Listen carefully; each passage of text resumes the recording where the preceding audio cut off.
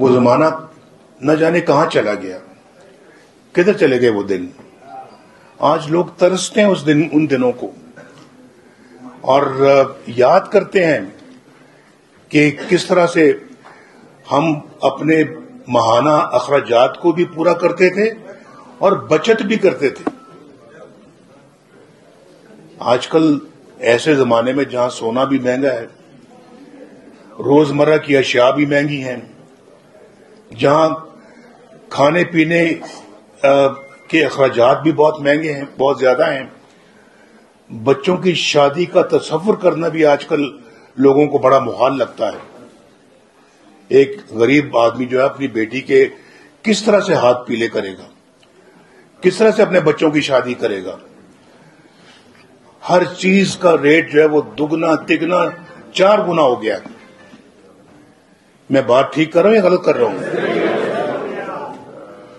آپ عام اشیاء کی قیمتیں دیکھ لیں تو یہاں پہ تو آپ دیکھ رہے ہیں کہ آپ اپنا صرف پیٹرول کی کیا آپ قیمتیں لگا لیں، گیس کی لگائیں، بجلی کی لگائیں۔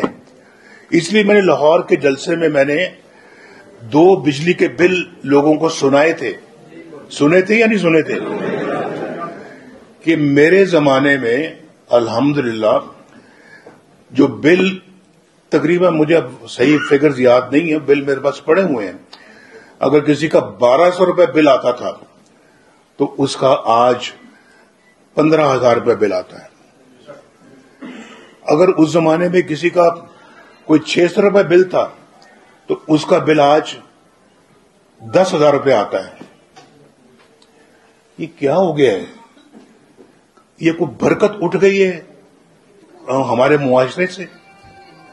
کیا ہوا کیا ہمیں؟ کیونکہ نظر کھا گئی کسی کی، کوئی نظر لگ گئی ہمیں، ہم اپنا بالکل جو ہے وہ یہ نہیں سمجھ آتی کہ ہم کما کیا رہے ہیں اور خرچ کیا کر رہے ہیں، کدھر سے پیسہ آتا ہے، کیسے جلدی سے نکل جاتا ہے، اور اس کے بعد 15 دنوں کے بعد، مہینے کے 15 دن گزرتے ہیں تو 15 دنوں کے بعد سوچ رہے ہوتے ہیں اگلے 15 دن کیسے گزریں گے۔ یہ عملاً صورتحال ہے۔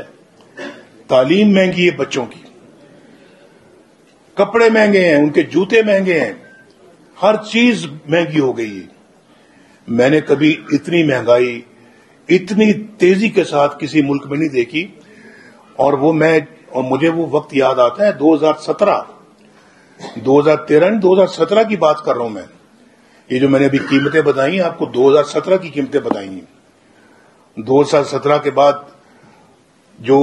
جب مجھے فارغ کر دیا گیا کہ میں نے اپنے بیٹے سے تنخواہ نہیں لی، لہذا وزیر اعظم تمہاری چھٹی، اور فارغ کر دیا گیا، تو اس کے بعد پھر ہماری حکومت کوئی رہتی؟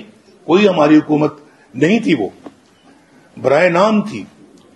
2018 میں پھر الیکشن ہوئے، اور جس طرح سے پھر الیکشن سے باہر رہے، میں جیل میں تھا، الیکشن میں نہیں لڑ سکا، اور یہ جیل میں تھی، والدہ اس کی فوت ہوتی ہیں، یہ جیل میں ہوتی ہے، میری بیوی فوت ہوتی ہے، میں جیل میں ہوتا ہوں، خبر ملتی ہے جیل میں کہ آپ کی بیوی فوت ہو گئی ہے۔ میں اس کو جا کے میں ان کو کہتا ہوں کہ میں خود جا کے ان کو بتاؤں گا۔ آپ جیل والوں کو میں نے کہا آپ مت جائیں، وہ پتہ نہیں برداشت کر پائے گی نہیں کر پائے گی، میں خود جاؤں گا۔ پھر میں جا کے اس کو بتایا میں نے کہ آپ کی والدہ فوت ہو گئی۔ اب اس طرح کی خبریں جب جیلوں میں ملتی ہیں، کیا گزرتی ہوگی انسانوں پہ، ہم جیسے لوگوں پہ آپ کیا گزرتی ہوگی، ذرا سوچیں، اندازہ لگائیں ذرا۔